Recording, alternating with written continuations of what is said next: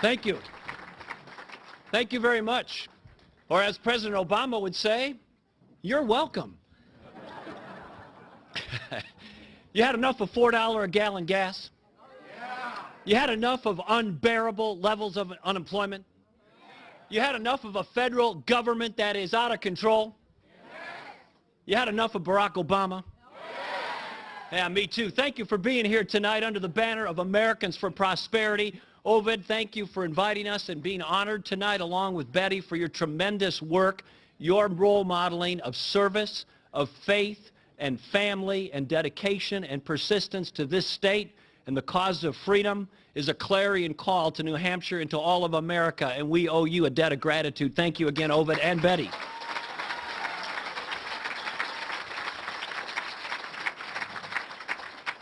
Senator DeMint, thank you for your inspiring leadership in the United States Senate. You are a clear voice for common sense, and there's not much of that in Washington, and you're the leader of that tremendous movement. Thank you, Senator DeMint, for coming tonight. We appreciate that as well.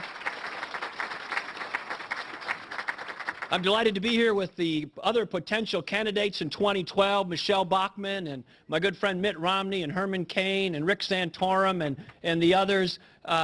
These are all wonderful people. We're all going to be on the same team because we have the same goal, and that's taking back this country and restoring America to its greatness again.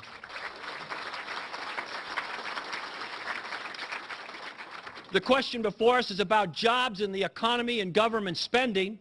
And to answer that question, we should go talk to the people who actually provide the jobs in this country.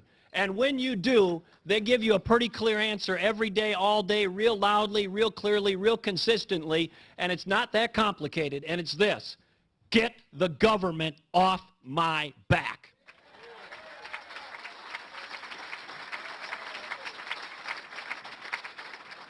So it varies a little bit by industry or business or employer or sector.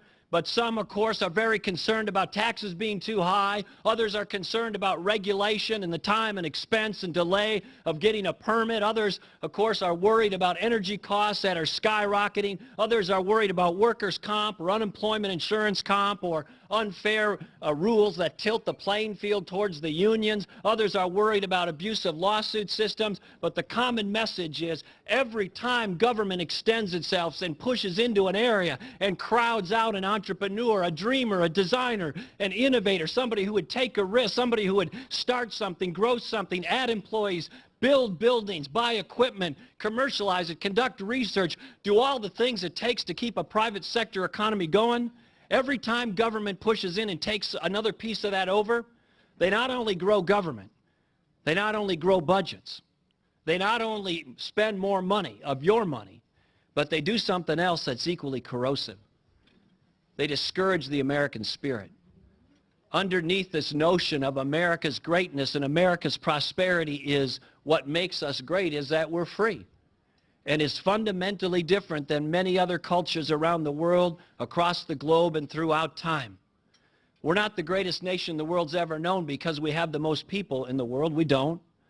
We need to be more competitive with our costs, but we're clearly not the cheapest place in the world. We're the greatest nation the world's ever known because we're the freest nation in the world.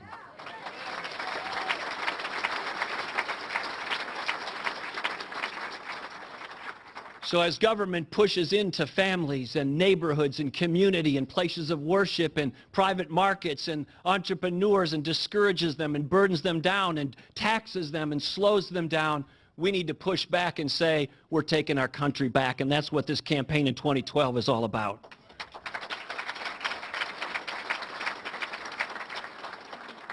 Now, many of you know that I talk sometimes about Sam's Club Republicans or Costco or Kmart or Walmart. If you go to a store like that, oftentimes you'll see a mom or a dad with a grocery cart, and they've got a year's supply of Doritos or toilet paper in their cart because of why? They're trying to save a little money because they don't have more money. They're trying to get the best value for the money they do have. They want that from their government as well, and they're not getting it.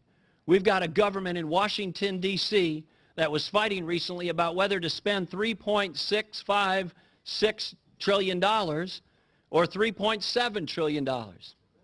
Problem was they were only taking in $2.2 trillion.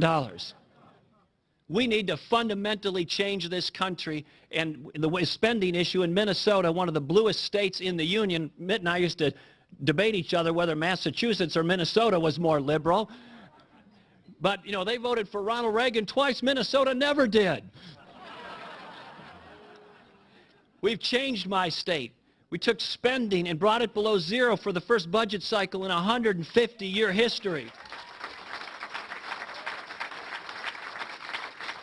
We cut taxes net over my 8 years as governor. We were one of the first states in the country to have performance pay for teachers statewide. We had pension reform. I took one of the largest transit strikes with the bus drivers in the history of the country, shut down the entire transit system for 44 days, had people standing outside my bedroom window with signs saying, "Pawlenty's a weapon of mass transit destruction."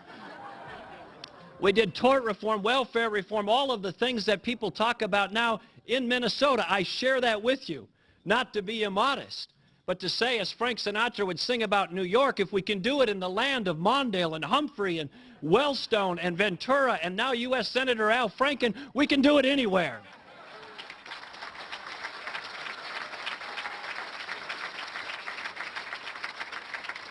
Now, it wasn't easy. With all due respect to other folks in public office, some of them need a little encouragement. And pushing them back up against the wall metaphorically matters, and it helps. I had the first government shutdown under my watch in Minnesota in a 150-year history of the state. I set a record for vetoes in my state single season, and one of the most in history. I unallotted, using executive authority, more money out of my state's budget in my 8 years as governor than all the previous governors in 142 years combined. The Cato Institute is a libertarian organization. They're tough graders. They gave only 4 governors in the country an A. They're Louisiana and South Carolina and West Virginia and Minnesota. And I'm proud of that.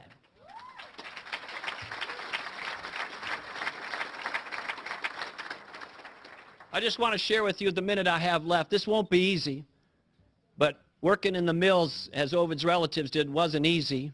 Working in the meatpacking plants like many in my hometown did, or driving a truck like my dad did, wasn't easy. And of course, when you see those big plants shut down in Manchester or South St. Paul, and the faces of unemployment in your community and the disruption that that causes in your family and your community, you see things not as a budget number, but as a matter of the heart, and as a matter of a family, and as a matter of a broken future. So my mom died when I was 16.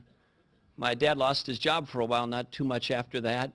So when you're young and your mom passes and your dad's unemployed, you learn some things about hard work and individual responsibility and help and faith and family and love. But we also know that in America, we're strong people. And I bet you with Ovid's relatives, they always saw a brighter future. I see a brighter future for our nation. That's why I'm running for president, or considering running for president with these guys.